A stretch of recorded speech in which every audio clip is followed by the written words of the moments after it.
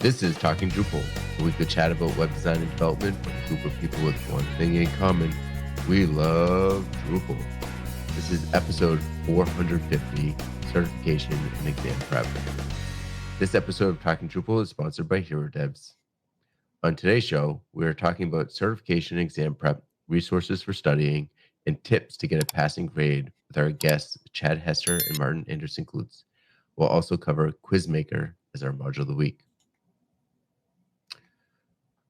Welcome to Talking Drupal. Our guests today are Chad Hester and Martin Anderson-Clutz. Chad is an enterprise technical consultant and solutions architect with a background in website development of over 20 years. His passions include information architecture, human-centered design, agile development, growth-driven design, and selling open-source software solutions. He is an active participant in the Drupal and UX communities. In his free time, he travels with his wife, a business analyst with ImageX, explores nature, enjoys photography, and training his dog. He also recently completed the Skills Upgrade mini-series of Talking Drupal if you want to give that a listen. Also joining us is Martin. As a senior solutions engineer at Aquia, Martin aspires to be a Drupal evangelist, demonstrating the power and flexibility of open source. Martin was the first triple certified expert in the world and lives in London, Ontario, Canada, although he can usually be found at a variety of Drupal camps and conferences as well. Chad and Martin, welcome to the show. Thank you for joining us. Great to be here. Yeah, great to be here again. I'm Nick Laughlin, founder at Enlightened Development, and today my co-hosts are Matthew Grasmick, Senior Director of Product CMS Strategy at Aquia. Matthew leads Aquia's CMS strategy, collaborating across teams to shape Aquia's product vision for Drupal Cloud. He is a longtime Aquian since 2012 and Drupalist since 2009. Welcome to the show. Thank you. And also joining us, as usual, John Picozzi, Solutions Architect at EPAM. Howdy. I had to chuckle a little bit during Martin's intro there because he's aspiring to be a Drupal evangelist. I think you made it, man. I think you're there. Thanks, Jen. You're there. All right. Before we get into the module of the week, we have a quick correction. Last week, when we were talking about the project management book, we had mentioned that the author is Ryan Price. It is not Ryan Price. It's actually Sam Ryan. And you can find a link to the book in last week's show notes. And now to talk about our module of the week, let's turn it over to Martin. What do you have for us this week? Thanks, Nick. Have you ever wanted to build and deliver interactive quizzes on your Drupal website? There's a brand new module for that. It's called Quizmaker, and it was created just in the last couple of weeks by Roman Chikjanek, and it has 1.0.5 version available, which works with Drupal 9, 10, and 11. It is actively maintained, and it doesn't yet have security coverage, but being so new, it's possible that they've already started the process of getting that reviewed. Now, also being new, there are no open issues currently, and it's not listed yet as having any sites with it installed. The module works by defining a number of custom entities to allow your site to define very flexible quizzes that can include options like the amount of time allowed, the pass rate, maximum number of attempts, randomizing the sequence of the questions, and more. The module also defines custom plugins for the questions, responses, and answers, so you can extend it to handle very custom use cases. Quiz module is very popular in this space, but the version you can use with modern versions of Drupal is still in alpha, so it's great to see another option available, especially for sites that don't need the full complexity of something like the Opinio LMS. So let's talk about Quizmaker. Yeah, this sounds pretty cool. It's one of those, again, this isn't one of those categories of module where I feel like it's really rare that you need it on a particular project, but if you need it, you really don't want to build it yourself. Yeah. It is so complicated. Even just using, I used the quiz module back in Drupal 7 for a client that did, some lessons and needed some quizzes. And I remember even just setting up and using that module was complex. And I imagine this is, but I bet you modern Drupal makes that interface a lot nicer, and the ability to use plugins and stuff probably makes it a lot nicer.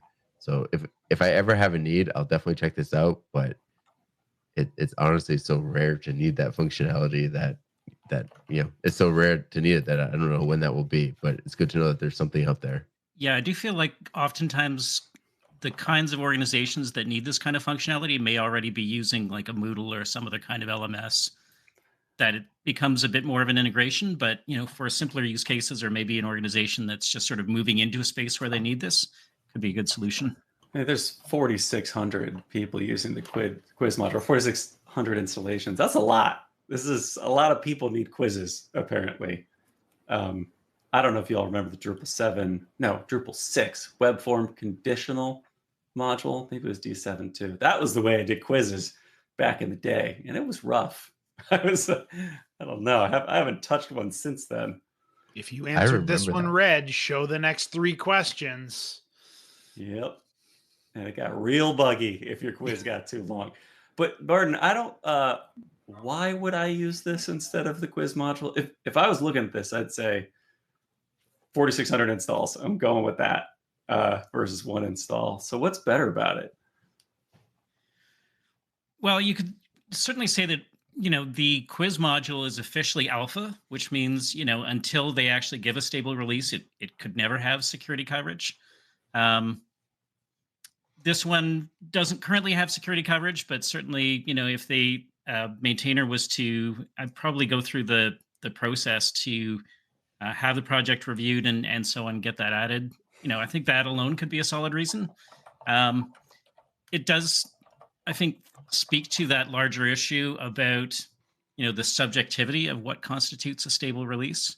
Mm-hmm. So, something that's only been available for 2 weeks already has a stable release, whereas Quiz has been around. Let me just do a quick check. Since 2005.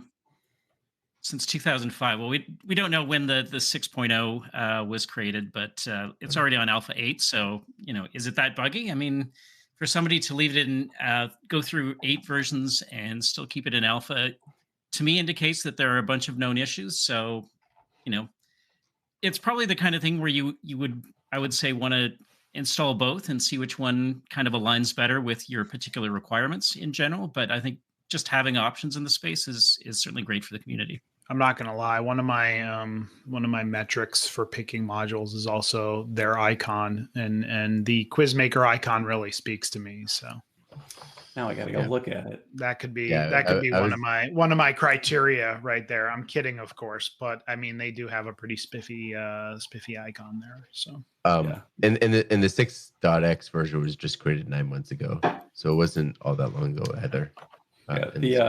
Things.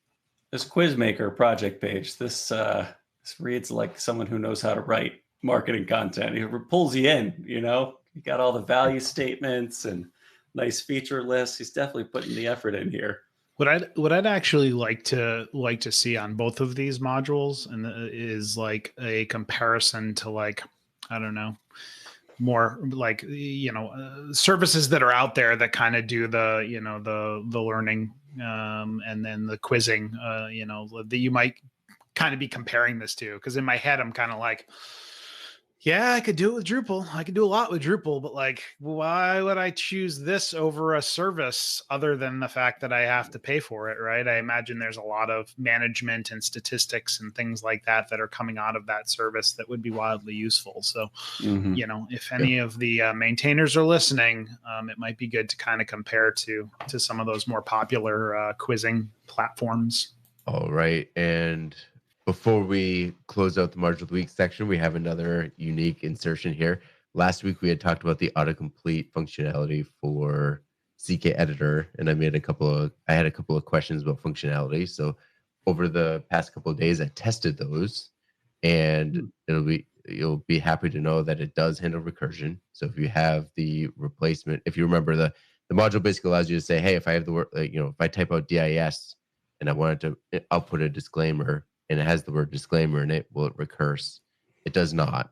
I did find, however, that it replaces the text immediately. So if you have like DIS as your replacement for disclaimer, you can never type DIS without having it say disclaimer.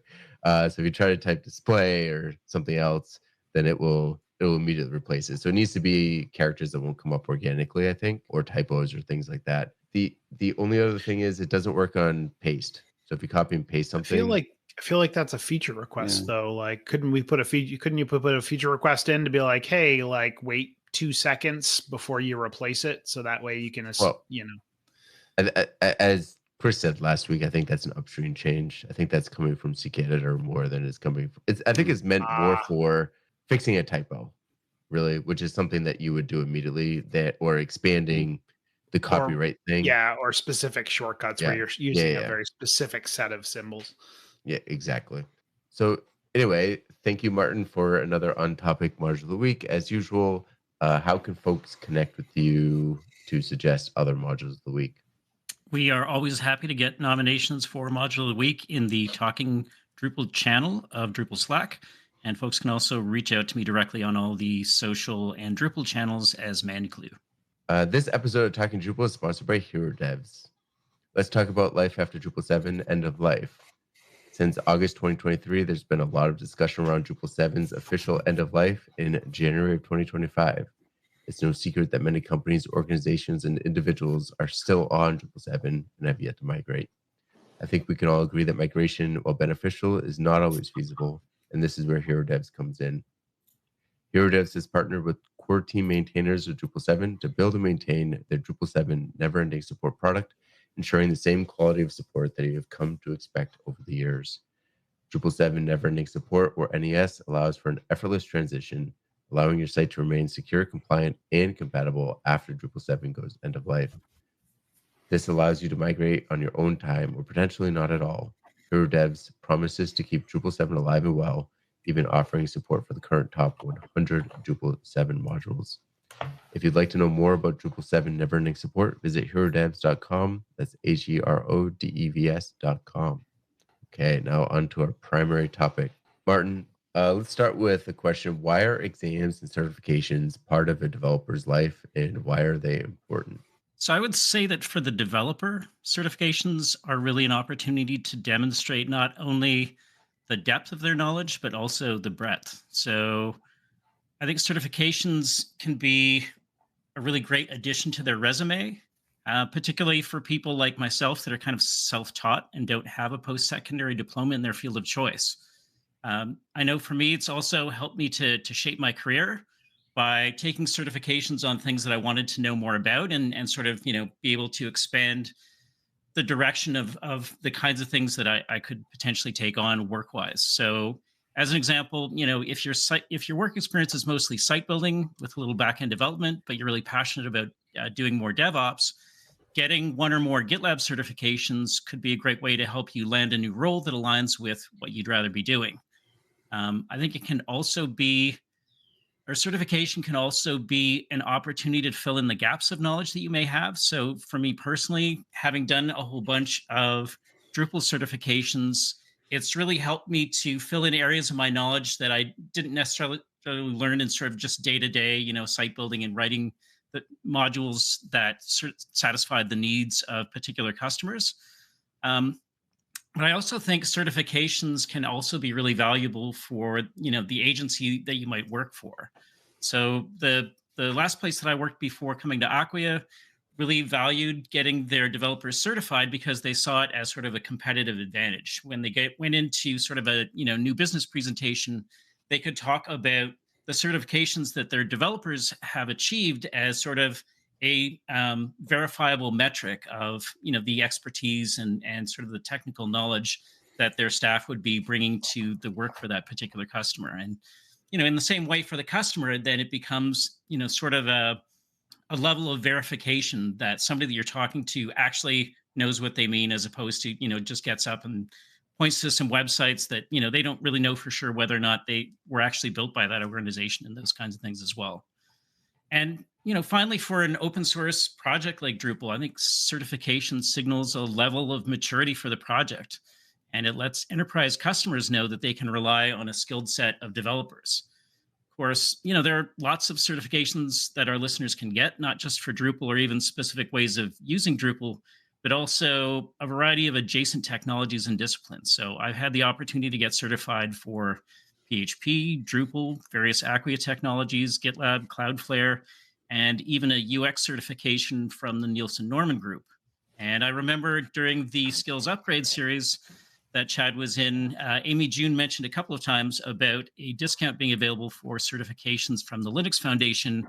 And by the time our listeners hear this, there still should be, I think, about a month left to take advantage of that.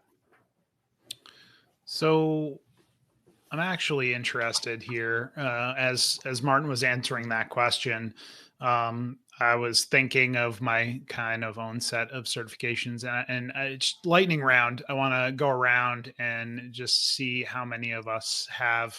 You don't have to go into a bunch of detail. I'm just wondering, like, have we gotten certifications? Have we taken tests? I know myself, I've taken a couple of Aquia certifications. I've also gotten HIPAA certified at one point or another.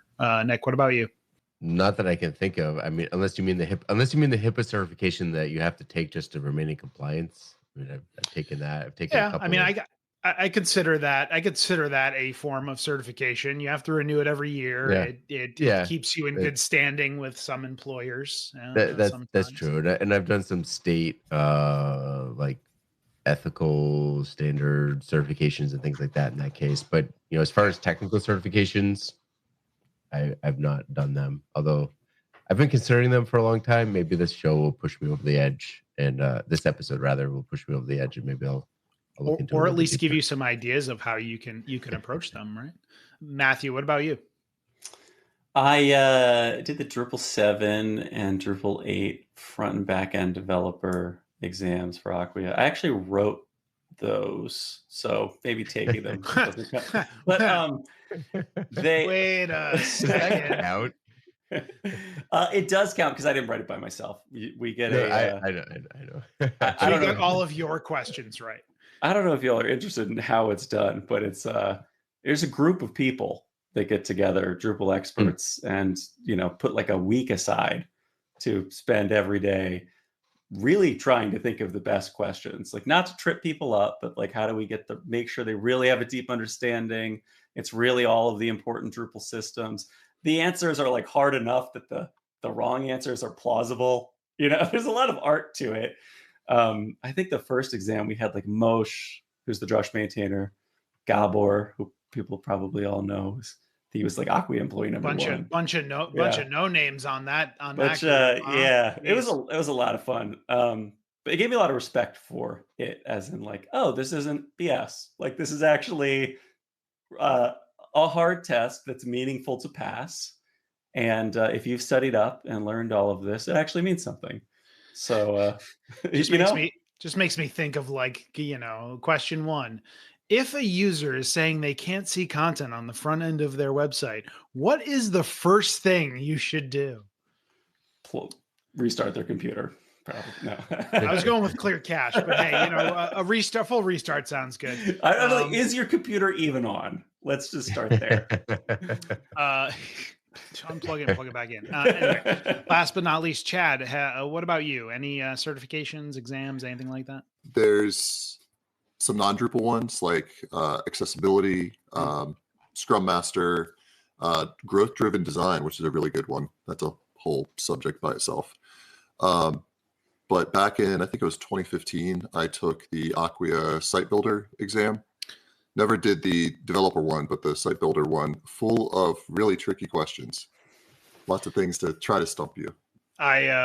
Those are my two. So I have a Drupal 7 site builder and Drupal 8 site builder. And just the other day, I was like, I feel like I should probably take the Drupal 10 site builder, but I'm kind of like, it's all the same. Anyway, all right, let's jump into our next question here. So as Martin alluded to, Chad, you just kind of finished the Talking Drupal mini-series skills upgrade. Yes, listeners, there will be a link in the show notes if you haven't checked that out yet. And I'm wondering, now that you've finished that, right, are you considering maybe completing an Aquia certification or some other certification or exam? Yeah, I haven't made any concrete plans for it, but it is one of those things that certainly does interest me. To kind of dovetail off of what Martin was saying, all those positives, it increases your credibility and the credibility of the organization that you work with, kind of creates like that low watermark standard that you can say, at least somebody knows this much, and then add on top of that their personal experience. It's that standard for talent. It's a sales advantage. It's a hiring advantage. So all of those things kind of stand out to me as, well, if I haven't done any development since 2016, why would somebody choose me over another developer who has been pretty active? And a certification's a really strong answer to that question. Yeah. So, Martin, I assume you've taken, did you say you've taken some examinations? Have you gotten your certification?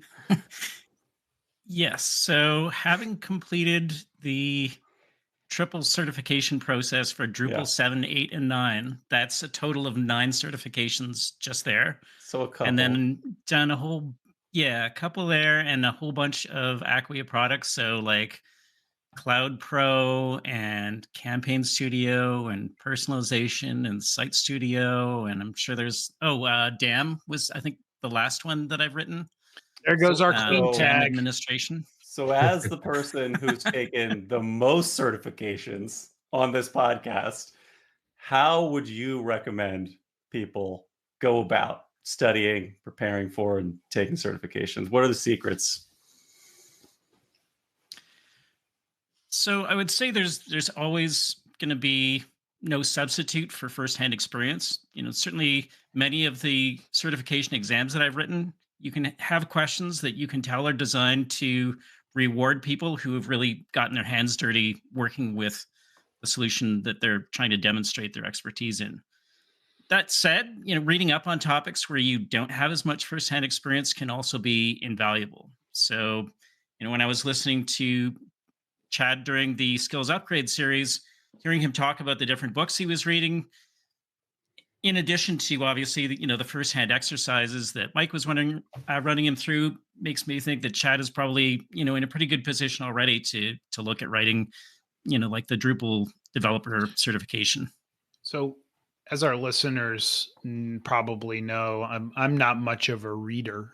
Wondering if you have any suggestions for like video or audio type of methods for learning that kind of people could gravitate towards? That's a great question. I'm going to be honest and say probably the only Drupal learning videos that I've personally watched have been in Aquia Academy, which is sort of a free online learning resource that all Aquia customers have access to.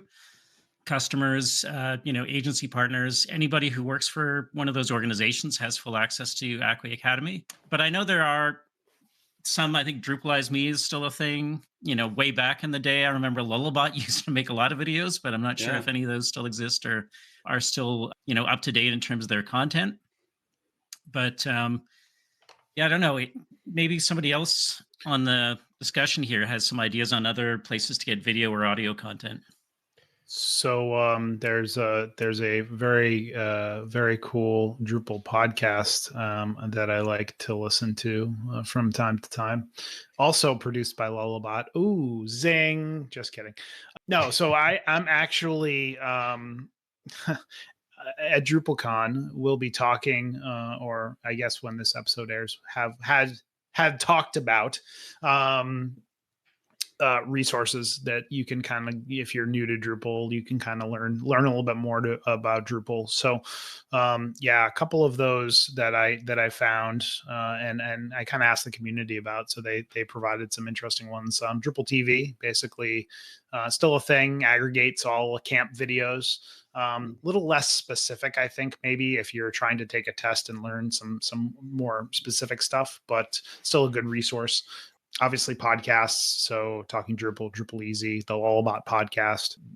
There are a couple others from Tag One and Drop Solid, I think. And then as far as video content goes, Drupalize Me is still definitely a thing out there that people can use. So I think there are a lot of other ways you can kind of learn these things. But as somebody who hasn't taken these certifications, though, I gather though that those types of resources are too general really to help too much with the tests. I imagine the test itself requires actual studies. So Chad, based on what you've been hearing so far, what do you think are some common struggles that someone might have in gathering that information and studying? Yeah, and I think this came up in the mini-series, so just to kind of rehash, because there's so much information out there, This is a classic information architecture problem, making it findable and understandable. I think knowing what's on the exam or anticipating what's on the exam, if there is some sort of guide that says, hey, here are subjects that you should really focus on for the exam, can help somebody say, okay, well, maybe these chapters in this one book, I'll focus a little bit more on that, or this set of videos on Drupalized Me. I think kind of cherry picking what you may want to learn. And I'm a personal proprietor of the idea that knowledge is only half the equation, experience is the other half. So you have to practice with some of these things. So I think as you learn, sort of like what we did in the mini series, you learn a little bit, you do a little bit. And I think getting through that would be probably my personal self-teaching sort of path. But I'm curious, for the folks like Martin, what would you advise in terms of what somebody should study if you're really trying to narrow it down and not have to do this trial and error sort of thing, or just be overwhelmed? Well, so I would say most of the certification exams that you might be looking at taking, and this is certainly true for the Aquia Drupal certifications, have a study guide available. So it'll break down sort of, what the content is, oftentimes have links to sort of more detailed information that you can go through and sort of, make sure at a high level that you understand what are the topics that are going to be covered, but then also, as an example, go onto Drupal.org, read through the detailed documentation to sort of, understand, what's the order in which, views hooks fire, or, those kinds of things, so that you really have sort of that detailed understanding of, the content that's going to be in the exam. I can say when I was studying for, I think it was the Drupal 8 developer certification, I ended up finding a resource online. It was a Drupal 8 study guide by a developer who goes by Widgets Burritos, and we'll put a link in the show notes. But it was actually a really cool, it was like a Git book that you could go through. It had like chapters defined, and it had lots of links out to, very detailed information. I would say probably the information in the guide itself today is probably out of date, but I think, because it covers such a wide range of different things and links out to the official Drupal.org documentation, if you look at it as sort of a resource in terms of understanding at a more detailed level, what are sort of like the full spectrum of areas within Drupal that you should understand, it's probably still a decent sort of, as I say, like a directional aid that way, in terms of helping you to find different documentation on the kinds of things that you want to study. I would say, in terms of something specific, in terms of helping me feel like I've really ingested the material as I go through, I really find that it's helpful to sort of take my own notes. I've seen or heard people say that actually you get the best recollection if you handwrite notes, because something about the physical act of taking down notes that way is supposed to improve memory and recall. But I always find it really helpful to take them in sort of, like a notepad or Apple Notes type or you could use a Google Doc, but the idea of like sort of having it searchable, so that, you can easily like, oh, what was that, that thing, as I'm going through last minute, if there's an area where I'm like, I'm not sure I really like remember exactly that one thing, it's easier to sort of like search within there. So I think, the specifics of what tool you're using probably aren't important, but I think it's important to sort of like take the material that you're going through and sort of almost like put it into your own words as a way of making sure that you have comfort with it. I think a second piece to that is something that both you and Chad said in previous answers. And it's like that experiential, education as well, right? Of like building Drupal sites, solving these problems, right? I found that specifically when I took my Aquia certifications, that like, I was like, to be completely honest, I was like, the online resources were like a little daunting to me. And like, I was struggling to learn and that in that way. but like getting into the test and then just doing it, I was kind of like, oh, like I know this because I've been building Drupal sites for like, X number of years. And like, oh, where's, what menu item is the cache clear under? Okay. It's like development performance, clear the cache, right? And like, oh, when you are building something, like, should you use a block or something else, right? Like, I think, kind of similar to that, writing things down when you're taking notes. Like if you have a question or you're not clear about something, like try to do a demo, try to actually be hands-on, because I feel like that definitely ingrains it better in your brain, or at least for me, it did. That's always similar to advice that I typically give. I've talked to a couple like high schoolers who are like, well, what do I do if I want to be a software engineer? Like, how do I learn? Like, just find some excuse to build software. I like some hobby, some project. Like, you got to go do it. And that's how you learn. And there's no finishing an assignment for a class is going to equal that. And I find it for myself too. Like, I really wanted to learn React. It's a cool new thing. I took a bunch of online courses and stuff, and then I forgot it all.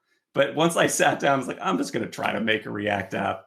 Then some of it sticks with you. I think it's important to acknowledge that test taking or exam taking is something that can by itself be a big challenge for people. I'm neurodivergent. I very viscerally understand that. I think what kind of catches people the most, especially with things like multiple choice questions, is when questions are phrased in such a way where you start to get doubt.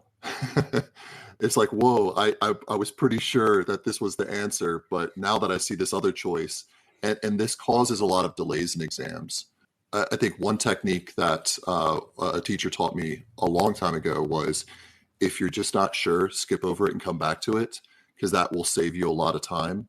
And then maybe giving that gap where that doubt exists, you kind of give it a little bit of a break, and then you come back and maybe you build a little bit more certainty.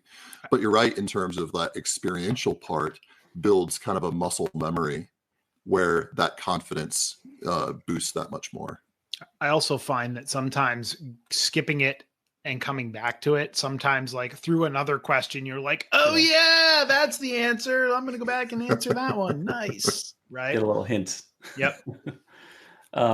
So Martin, in addition to study guides, can you take, at least for the Aquia exams, like pre-tests or example tests or anything like that to help give you a sense of what you're up against and if you're going to do any good? Sure. The test that I've written typically will have some kind of example questions, so you get that feel for the format of the test, how the questions are structured.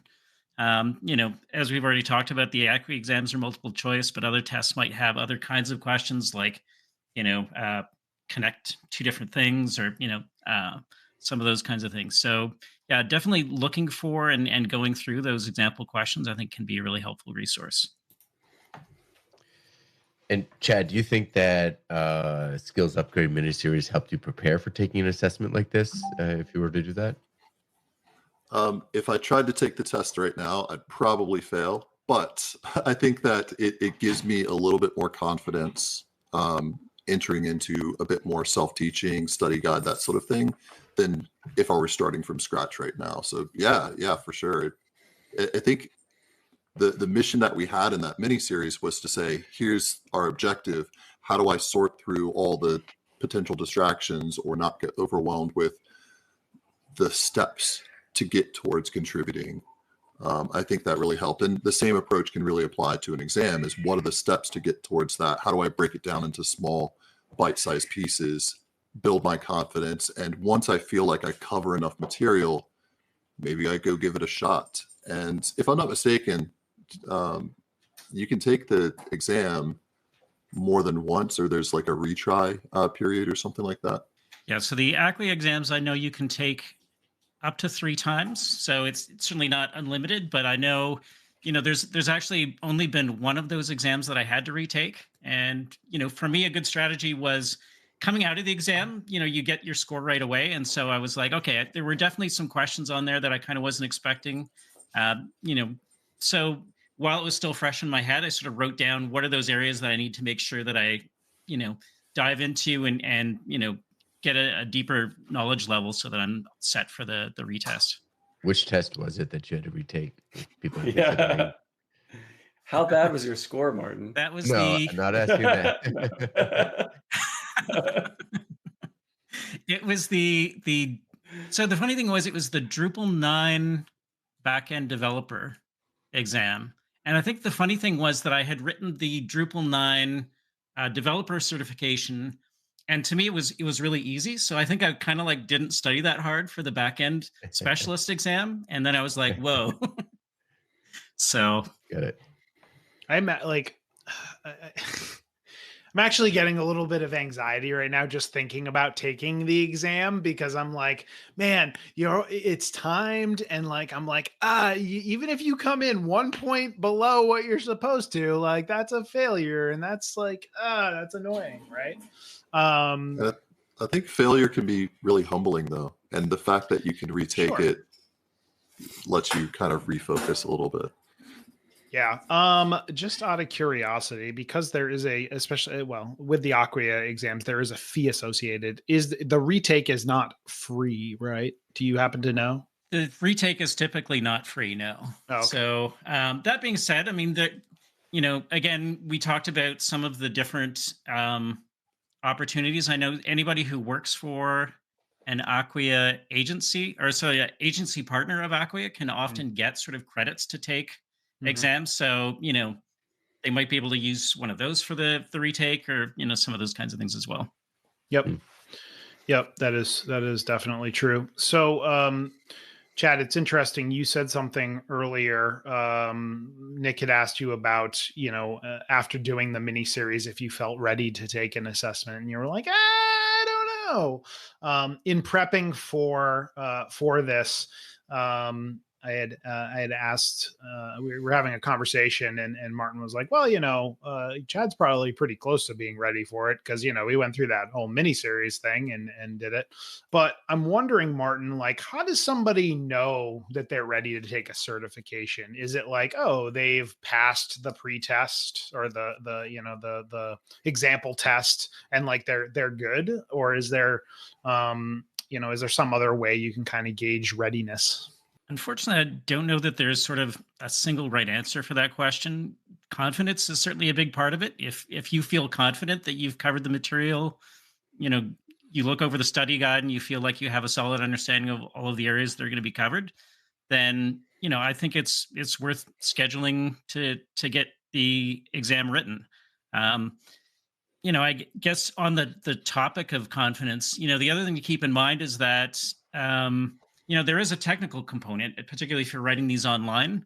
So I would say once you've scheduled your exam, make sure that you go through sort of there's like a pre-check you can do to make sure your computer is all set up. Read through the parameters that they set in terms of like, you can't have additional monitors hooked up, and, you have to be in an area where there's no one else around you, and some of those kinds of things, and really try and anticipate some of, I would say those elements of the setting in terms of how you have to prepare, so that you're not going to run into, or you're going to have as few challenges as possible when you actually go to write the exam. I know there was one exam that I wrote where I had some technical challenges actually getting into the exam when I was ready to write, and then that left me feeling really flustered once I actually started writing the exam. And I did kind of what Chad was talking about earlier, where there were some that I just kind of skipped at the start because it was sort of like I couldn't really think straight. And then once I kind of got into a groove and settled into a rhythm, then I could come back and handle those more easily. Wait a second. I think I understand now why there was some confusion at the beginning before the show when we were talking about the question. Is this might be a cultural difference. When you're taking an exam, do you say write the exam in Canada? I was wondering the same thing. I was like, what do you mean write the exam? Because here in the US, you take an exam. When you write the exam, the person who writes it is the teacher or the creator professor, of the exam. creator. Okay. So but I think right. I should stop saying the word right, or any of the homonyms for it. No, it's fine. But Massive is that what you mean? So when you're saying write the exam, you mean preparing to take it, right? Right. Take the exam. Right is incorrect. Correct. Yes. No, it's correct. It's just not what I'm used to. I had the same thought go through my head. I'm glad you said it. It's like, all right. I was confused. Yeah. I have a follow-up question, and this isn't necessarily specifically for Martin, but like the first part of your answer was like, once you get the confidence, right? You get over the mental, like, yes, I can, no, I can't, right? Like, as somebody who's like, I don't know. I don't love tests. Like, some people really thrive in like exams and certifications. They're like, yes, give me more. Like, I'm just like, nah, I don't really love the idea that, yeah, maybe I fail this miserably and like have to do it again, or don't have, whatever. I'm wondering, like, does anybody have any tips for like how you get to that level of confidence where you're like, yeah, I feel good about this? Like, and maybe it's just preparation and like taking the pre-test and like being able to do well on it. But like, let me rephrase. How do you get confident?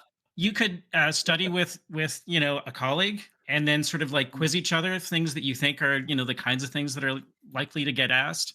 I've known people who use like flashcards, or I'm sure there are sort of like computerized ways to sort of come up with your own questions and answers. Just sort of hit yourself with questions of different things that you think you might get asked. So I feel like if just going through the material, feeling like you have notes and a solid understanding, have done some of that hands-on work isn't enough, there's a variety of different things that you can do to just sort of give yourself that extra level of confidence. I think the peer thing is literally like genius. Like, there's nothing better than like, tackling something with a teammate or a coworker and having them be like, yeah, you're ready for this, go get it. Right. I think that's definitely a confidence booster. Yeah, I think you're right. But I think you also highlighted something for me, John, because I've never been nervous about taking tests. I'm one of those people that just it's been a long time since I've taken a test, but I've never been nervous going into them. But I have been nervous. There's a few reasons, but one of the reasons why I haven't taken these certifications is I've been nervous about it. And I think you highlighted the reason why, because during a normal test, like in a class or something, I have a teacher, you have classes to take, you have a textbook maybe or something like that to study, you have a study group. Like, I feel like I've had a chance to prepare beforehand. Whereas with these certifications, I know Drupal. I feel like I know Drupal well, but I haven't had any formal training in Drupal. So I know that if I took the test today, there are gaps even on the backend development that I just haven't had to interact with. And I've always wondered where those resources, and I think you've been answering this, Martin, but I always wondered where are the resources to find out what's on the test so I can make sure that I have studied that piece to take it. I think part of it for me is like, have I studied the right things? Like, Yeah, have I covered the right information? Because I could be over here studying this and the test could be about this over there. And then like, that is another aspect of it. Definitely. Yeah. I'm nervous now after all of this. I was fine at the beginning of this podcast. I'm like anxious. I'm not even taking a certification. You're reminding me like how much I would sweat before this started. It doesn't help that someone's like literally watching you on your webcam the whole time. So make sure you don't cheat. So this kind of brings up an important question, though. With most exams, you have a class that kind of guides you through, and then when you take the exam, there really aren't too many surprises. I mean, some teachers are jerks. We all know that, but I don't think Aquia is trying to pull that. So that might be another resource, whether it exists presently or perhaps something to consider. Is there an actual course that is an exam prep? Don't know of a course per se. I mean, we did talk about the study guides, so I think you can use that as a decent reference to understand what's going to be covered. But it's an interesting idea. I mean, there are certainly a number of folks in the community that do quite a bit of training, and so yeah, I mean, it would be an interesting discussion to see if there's interest in that kind of a specialized exam prep course. Actually, I think they do exist. I know Asraf Abed, who's a former Aquian, and he runs Debug Academy now. He's at a lot of these Drupal events. I saw him at Drupal Camp New Jersey most recently. I was looking at his next semester, Drupal 10 Aquia Front-End Specialist Certification Training course. And he's got in-person training, I think, and Zoom-based. So you actually can have a class of peers learning along with you, and then you all go take the test together. So there you are. He might not be the only one. Very cool. So Martin, Chad mentioned he had a teacher tell him that you can just skip the question, come back to it later. You liked that too. Do you have any other kind of test hacks like that to suggest? So I can remember when I was back in high school, there was actually a lesson, I guess you would say, that we got specifically around test taking strategies. And so they had things that were like, if it's multiple choice and there's no penalty for getting a wrong answer, there are some tests that are structured that way, but I would say it's pretty uncommon with certifications. As long as there's no penalty, make sure you answer every question. So if you have no idea, just guess. And some potential things that you can use to sort of make your guesses a little bit more educated if you have no idea. They say that statistically C is more often the right answer than some of the others. So C is a good place to start.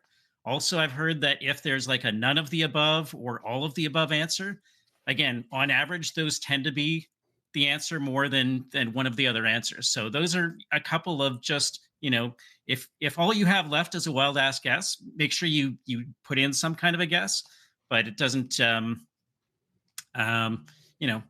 those are, I guess, the things that come to mind in terms of just general multiple choice test taking. I guess tips. The test makers like a C best. Like, why would that be more common? I don't know. Psychology. Probably humans aren't good at random.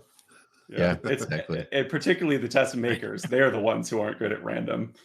Yeah, that must be it. Okay. So we touched on kind of the Aqua certification, right? You could take it online. Are there other places you can take the Aquia certification? I know they were offering them at DrupalCon over the last, couple of years. Are they still doing that? I don't believe they will have had, I guess, by the time people listen to this, a live test taking or exam taking at DrupalCon this year, but I'm not sure. Do you know, Matt, if they still do sort of in-person testing, or is it all online at this point?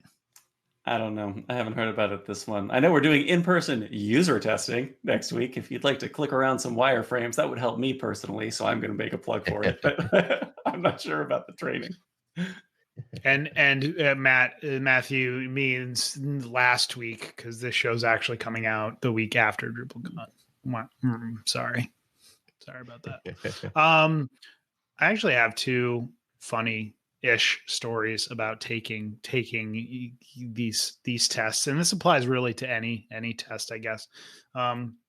One specifically was about my Aquia certification. I made the awful mistake of I don't know how many years ago this was, but scheduling my Aquia certification literally an hour after I got off my airplane to get to DrupalCon. So I was taking it out of DrupalCon, got off the airplane, dropped my bag at the hotel, and went to go take my Aquia certification. I don't recommend it. I did pass, which was good, great, but I don't recommend it. There's a picture of it somewhere. Also, Martin hit on this a little bit, but I want to emphasize it, that specifically, again, to the Aquia certification, this is probably true of many certifications. When you do take them online, typically they require your camera to be on, your microphone to be on. They're like kind of watching to make sure that you're not cheating. I had a former coworker of mine was like reading the questions out loud and kind of talking to himself, and got disqualified because he was reading the questions out loud and talking to himself. So just beware that like they're trying to make sure that, people aren't potentially cheating, and that there are various different ways that they could do that. So just be aware. Well, I wouldn't call that second one a funny story. That's kind of depressing. Is that yeah, that's not funny. No, it was pretty funny, because he's like, I got disqualified, and we're like, wait, what? Why? And he's like, I was talking to myself, and we're like, wait, what? And he's like, I think they thought I was reading the questions to somebody off camera, and that they might be giving me answers some Can you way. take it for free again after that? Yeah, you should be able you guys would know better than I do. That's I guess yes. I do have a question though. Does this require you to install any other software on your computer to take, or is it you just have your WebKit? Because I'm on Linux and most software is not going to work. I mean, a lot of my clients have language in their contracts that kind of prohibit installing that kind of stuff because they have secure information. So I wouldn't be able to anyway. Yes. So the last time I took an exam, I had to use my personal laptop for a similar reason because the security software would not let me make the connection that was needed. Because one of the things that they want to do as an example is to make sure you don't have anything running that can do like a screen capture or video capture, so that you basically have downloaded the entire test as like a video file or pictures, right? So wait. So Martin, are you saying that Aquia's own security policies prevent you from taking the Aquia certification because of the... To be clear, so it's actually not Aquia that runs the part where you take the test. That's a sort of like a partner that does online proctoring for a number of different organizations. And so it's really their software that they have. When I took that exam, there was discussion that they were close to having a fix. But yeah, at the time, the security software on the Aquia computers, which is part of having our like FedRAMP certification, wouldn't allow part of the software to be installed. Yeah. So sorry, I don't mean to make this uncomfortable, but I think it's a valid question that the company providing the certification, you can't take the certification on the computers. And like I said, that's one of my objections to that type of software anyway, right? I would have to have a separate computer that has nothing on it, nothing client related or nothing sensitive, because it's a security nightmare to have that type of software running. This reminds me of a time when I was working for a government customer and had to use their machine and had to take training on how to avoid phishing. And the email they sent for the training was flagged as a phishing email. And it's like, click here to take your training, but it's an insecure email where you shouldn't click a link. So you're like, wait, what's the test? Should I not take the training? And then I passed? I'm not sure. Chad, I feel like you have a resource here in this group of people. So before we part ways, I'm wondering if you have any questions for Martin or anybody else for that matter, as somebody who might consider taking a certification. I know not everybody experiences test anxiety, but that's one of the things that would be pretty much paramount for me. One question a little bit related to, this anxiety of taking the test on your own computer, installing software. I recall when I took the Aquia exam back in 2015, I'm pretty sure I went to a community college and took it like in person. Is that an option that's still available? Because that wasn't my computer. That was like in a controlled environment. Yeah, I'm going to be honest and say I don't really know the answer to that. Sure. But we can certainly look on, I suppose, probably the Aquia website. So, as you say, it certainly used to be. Sorry, go ahead, John. No, I was just going to say, it used to be that you would go to one of as Martin said, they had a partner that they worked with, and that partner had kind of like centers throughout the country that you could kind of go to and take it. I don't know if that's still the case, but we can probably look into it and find out. Yeah, I mean that's how a lot of certifications happen, like GREs and those types of things. You have to go somewhere specific to proctor tests, and I wouldn't be opposed to that. If I was doing this, I would look for that option too. And I think it's all the questions that I have are exactly about that, just setting expectations, boosting confidence, reducing barriers, that type of thing. I just want to return back to that study guide. That's really sage advice there. That's kind of like the script I think I would personally follow. But back to the neurodivergent, the test anxiety, that type of thing that personally I would experience, and I imagine that a lot of would-be test takers may also. Are there any accommodations that you're aware of for the exams? Like sometimes you can let someone know that, hey, I have ADHD, can I get extra time on the test? And some places will. Are there accommodations like that or others that they have? It's a great question. And to be honest, I don't really know the answer to that. I would say you can certainly reach out to the certifications team at Aquia. I think their Mhm. email address, just off the top of my head, is certifications@aquia.com. But we can probably put the email in the show notes for anybody else who wants to reach out and ask those kinds of sort of questions that I don't personally know the answer to. They tend to be very helpful. So I'm sure they can talk through, what options you might have for those. Okay. I actually, since you just said that, I did pull up their website, docs.aquia.com, and then there's some subpaths there, but there is a FAQ section. One answer for you, Nick, is unfortunately at this time, our testing does not support Linux. So there's the answer for that. But yeah, I think that would be a good idea. And I think just like with any sort of medical related thing, being your own self advocate is a really important thing. So anyone that's considering taking a test, don't rely on other people to help boost your confidence. You have to have some courage and find it from within. So this is me telling you, find that courage. These folks are doing their best to give you some of the answers, but you have to seek some on your own as well. So reaching out to Aquia, I think, is a great point of advice. Another barrier for entry for a lot of people is going to be cost. So what is the cost for the exam? I'm sure that may vary depending on which one it is. And what is the cost for retaking it? So as you say, the cost does vary a little bit.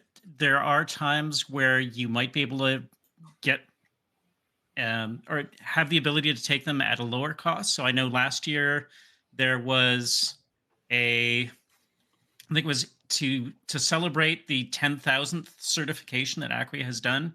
They had sort of a limited time discount. I believe, unfortunately, just before this is available to our listeners at DrupalCon, I think there's an intention to actually have some vouchers for like free certifications. So if, as you say, cost is an issue, watching out for some of those opportunities might help.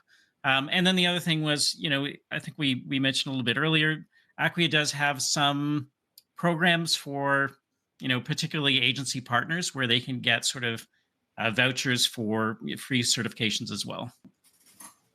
So if you're doing work with ImageX, who's definitely a valued Aquia partner, then there might be something through ImageX where you could get access. Okay, I think that's really good points there. I did, while you're also saying that, notice on the exam registration page, there's a screenshot that says $250, which I'm assuming is US. And again, this is just a screenshot and just an example. So just to set a general expectation, probably somewhere in the ballpark of that. But at the bottom of the page, it lists requesting special accommodations for test taking. So there's some of the answer there as well. Are you aware of what the time limits are for the exam? Again, I think it varies a little bit based on the exam. I want to say they're all probably, I feel like the ones that I've written have all been probably between 60 and 90 minutes, probably in that range. Do you know how many questions there are in the exam? I know that each one has like before you take, like when you go to the information page, it tells you like the time limit, how many questions there are. Yeah. Typically they're like, I want to say like 50 to 75 questions. Is that about right, Martin? I think so. Yeah. Going by memory, I was going to say sort of, 45 to 60, somewhere in that range sounds about right. Yeah. Okay. So maybe about a minute per question, budgeting, some faster, some slower.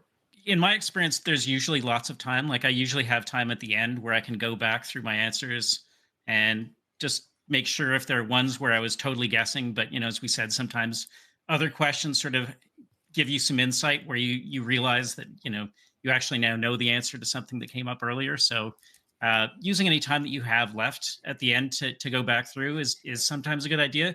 I think the only thing to remember, they always say when you look at a question, particularly multiple choice, go with what your first instinct, don't sort of like talk yourself out of the right answer. Caveat there. One, I guess, really big sort of test taking anxiety that I experienced really early in my career when I was a Microsoft programmer was I learned that the MSDN, like that whole exam series, was adaptive. And I didn't know what in the world that meant at the time. And somebody explained it to me. They said, well, the first few questions that they'll ask you, when you get one wrong, it takes that into account and it starts digging into the ones that you get wrong and starts asking more questions like that. So, of course, test anxiety, that just amplifies like crazy. That sounds like a nightmare. Yeah. I assume the questions are a bit randomized, but presuming that the format is not adaptive. Is that correct? Well, that's actually probably a question that would be best answered by Matthew, who's the only one on this panel who's actually written an exam. There you go. Full circle. We've come full circle. I don't think it's adaptive. We don't have an antagonistic AI set out against you to find all the problems you'll get wrong. No, there's a fixed set of questions and they're categorized. So, there's something I remember when I was doing it's like some on the theming system and some on the hook system, and a certain number about views. And within that, there's enough that not everyone will get all the same questions. There's like a pool of questions because we don't want the exam to be exactly the same every time.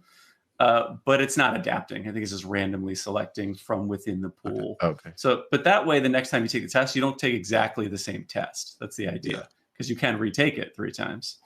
Yeah, makes sense. And sometimes the answers are randomized too, so that C answer that's true. Yeah. I think it moves which the letter is associated with a given answer value. It shuffles the array keys. Good developer reference there.